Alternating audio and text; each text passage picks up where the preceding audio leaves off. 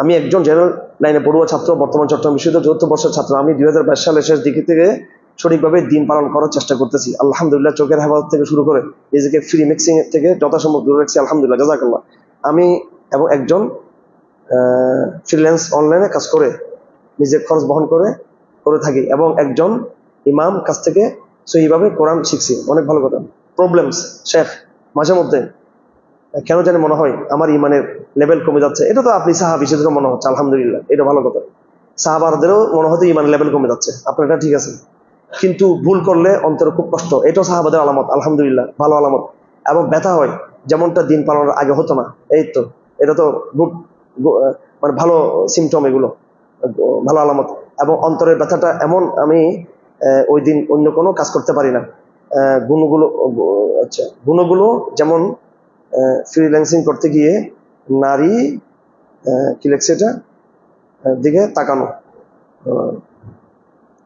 তাকানো, অন্তরে খারাপ চিন্তা আসা, আচ্ছা, ইত্যাদি ইত্যাদি ইত্যাদি অবজারভেশনস। আমার ইমানে এই সময়ে কিভাবে তাজা করতে পারি? এই যে দেখেন, আসলে এই ফ্রিল্যান্সিং করতে গিয়ে মোবাইলে বা ইয়েতে অনলাইনে, এখানে তো এই ফিতনার মধ্যে আমরা সবাই তো পড়ে আছি। মোবাইল খুললেই তো এই বর্তমানে বেশি হয়ে গেছে, এটা ছবিগুলো আছে। আমরা যতটুকু সম্ভব আমরা নজরে হেফাজত করবো এবং একটা লড়াই করার চেষ্টা করবো মনের সাথে। আমি আগে বলছি, ফেসবুকিং, অনলাইন, এগুলো আমরা যেন এক এক না করে দলবদ্ধ, মানে এটা জনসম্মুখ এলাকায় যেন এগুলো করা, মানে একা রুমে রাত্রেবেলায় এইসব জায়গায় করলে কিন্তু ফিতনাটা বেশি হয় আর কি। তো এটা চেষ্টা করব। আর এই ডিভাইসগুলোকে যতটুকু সম্ভব আস্তে আস্তে আমরা সবাই একটু বিদায় করার চেষ্টা করি। আমার ইমানে এই সময় কিভাবে তাজা করতে পারি, কিভাবে নিজের অন্তরে খারাপ বিষয়গুলো দূর করতে পারি, নিজের অন্তরের মধ্যে আল্লাহ ভয় এবং তাকওয়া বাড়ানো যায় কিভাবে, আমি চাচ্ছি একজন হক্কানি আলেমের সহবত থাকতে। আচ্ছা, ইত্যাদি। এ পর্যায়ে আপনার পরামর্শ চাই। শেষ প্রশ্ন হলো, সবর করার কি লিখছে, কোয়ালিটি আরো বাড়ানো, মানে কোয়ালিটি নাকি কি লিখছে, আর বাড়ানোর পদ্ধতি কি? ভাই, আপনি যেগুলো বলছেন এগুলো তো আমার নিজের বিষয়ে, আমি নিজে আমরা নিজেও তো বিভিন্ন হালতে থাকি। বিভিন্ন সময় আমার নিজেদেরও মনে হয় যে আমরা ইমান হালত কমে গেছে। হ্যাঁ, বিভিন্ন কারণে হয়ে থাকে। তো এটা আল্লাহ সুবহানাহু ওয়া তাআলা আমাদের সবাইকে তৌফিক দান করুন। যে ভাই এই চিঠি লিখেছেন, আমি তার চেয়ে উত্তম না, এবং এখানে কেউ তার চেয়ে উত্তম না, বরং উনি যদি সত্যিকার অন্তর থেকে লিখে থাকেন, উনি একজন উত্তম মুসলমান। আল্লাহ পাক ওনার মতো আমাদের সবাইকে বানিয়ে দিক। বাকি পারিপার্শ্বিকতা, এটা আপনাকে বলা উচিত। আমাদের সবাইকে পারিপার্শ্বিকতার কারণে কিন্তু আমরা ধ্বংস হয়ে যাচ্ছি। আমাদের পরিবেশটা এমন, আসলে আমি অনেক চিন্তা করছি। যেমন ধরেন, বিগত এক বছরে আমার নিজের অভিজ্ঞতা বলি, কারাগারে আমাদের যে একটা আধ্যাত্মিকতার একটা ইয়েতে ছিলাম আমরা, এটাকে নষ্ট হয়েছে এখানে বাইরে এসে। এই নষ্টটা কারা করলো? এই নষ্টটা আমি নিজের কারণে হয়েছে, নিজের উদ্যোগের অভাব। আর একটা হয়েছে আপনাদের কারণে। কিছু মনে করি আমি। যেমন ধরেন, কিরকম আপনাদের কারণে, আমাদের এখানে এই আসরের সময় প্রায় সময় এক একটা কথা বলা হয় যে আজকে জুমার দিন সবাই দরুদ শরীফ পড়েন, এবং আসর থেকে মাগরিব পর্যন্ত দোয়া কবুলের সময়, এটা বলা হয় কিনা? এবং এখানে যারা আছে সবাই কিন্তু আলহামদুলিল্লাহ মোটামুটি ডেডিকেটেড, প্র্যাকটিসিং তো অবশ্যই। এরপরও আমাদের ভাইরা গল্প গুজব করে। এখানে আমার সাথে সাক্ষাৎ হয়েছে একবার, ওনার দুপুরে 10টা-11টার দিকে। এরপর প্রশ্নোত্তর পর লম্বা সময় দিলাম। এরপরে আলপনার দার্সে আবার লম্বা সময় দিলাম। এরপর মাঝে মাঝে দেখা হলো। এরপরও আবার আসার পরে ঠিক মোনাজাত করার সময় গিয়ে ডিস্টার্ব করবো, ওখানে গিয়ে কিছু কথা ছিল, আমাদের কিছু পরামর্শ নেই। মানে আড্ডাবাজি, গল্প, এটা হচ্ছে আমাদের ইয়ে। তো আমি এখন নাম দিছি, গতকালকে আমি গবেষণা করতে করতে একটা জিনিস বাইর করছি, নাম দিছি ইসলামিক অস্থিরতা। এটা নাম দিছি আমি, ইসলামী অস্থিরতা, জিহাদের অস্থিরতা, আকীদার ব্যাখ্যার অস্থিরতা, ইসলাম প্রতিষ্ঠার অস্থিরতা, খোরাসানের অস্থিরতা, তারপরে হিজরতের অস্থিরতা। এই অস্থির ছেলেগুলা কোরআন শরীফ তেলাওয়াত করে না, একটাও কোরআন তেলাওয়াত করে না ঠিক মতো। 20 বার রোজা রাখে না, সোমবার রোজা রাখে না, কিয়ামুল লাইল করে না।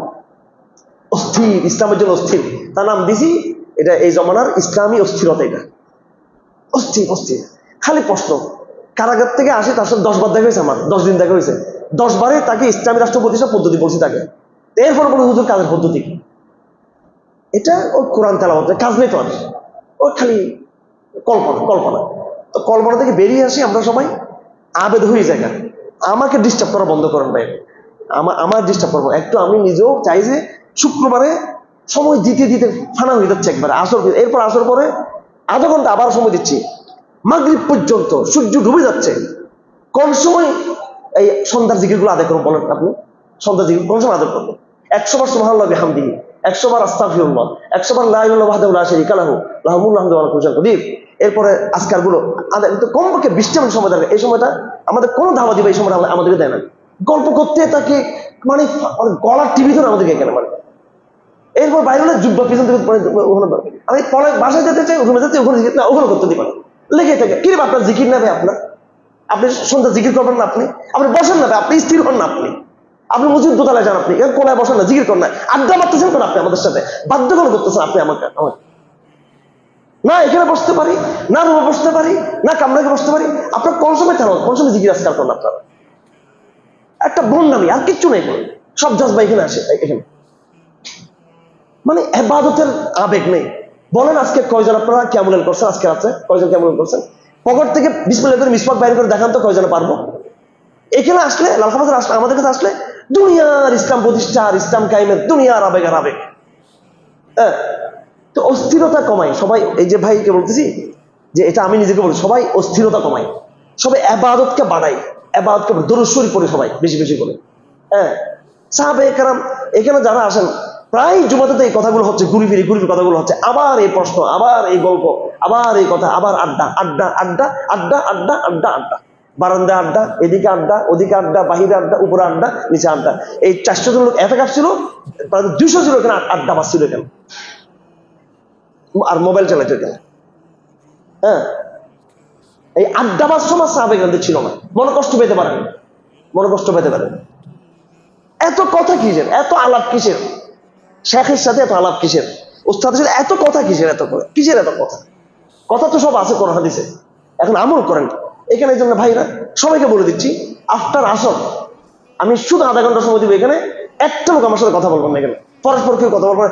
যারা যেমন বাড়িতে চলে যাবেন, যারা থাকবে জিকির আজকার করবেন সবাই। কথা ঠিক আছে ভাই?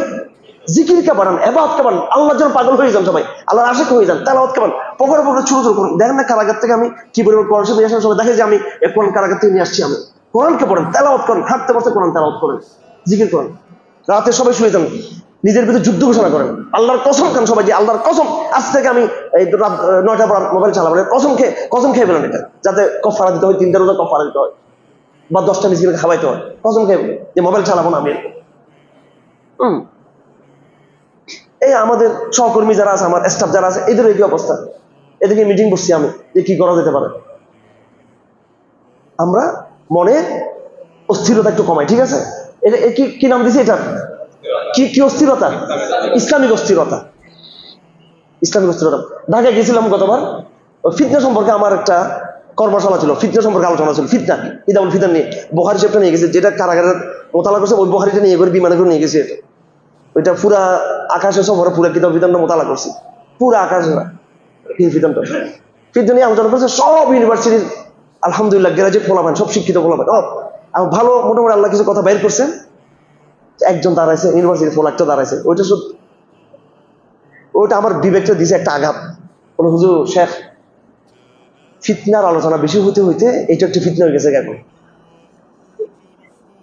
এখন খালি ফিতনা খুঁজে, খালি ফিতনা বলতে এটা একটা ফিতনা হয়ে গেছে।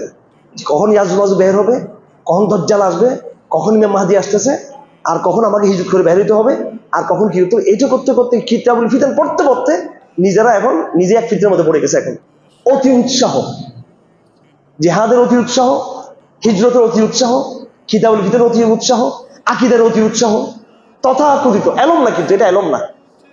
মনের মধ্যে ইতমিনান নাই আমাদের। কথাটা ওগুলো ভুলভাবে নিয়েন না কিন্তু আপনারা। তো এই ভাই যে আছেন, যে জিজ্ঞেস করছেন, এটা সবাইকে আমি বলবো, ভাইটাকে বলবো, সবাই আমরা জিকির বাড়িয়ে দিই, ইবাদত বাড়িয়ে দিই, আমলকে বাড়িয়ে দিই। যে কোনো শাখায় সেটা সময় দিব, 10 মিনিট, 5 মিনিট, 2 মিনিট প্রশ্ন করবো, মূল প্রশ্ন উত্তরটা নিয়ে নেবো, এরপর নিজের কাজে ব্যস্ত হয়ে যাবে ইনশাআল্লাহ সবাই।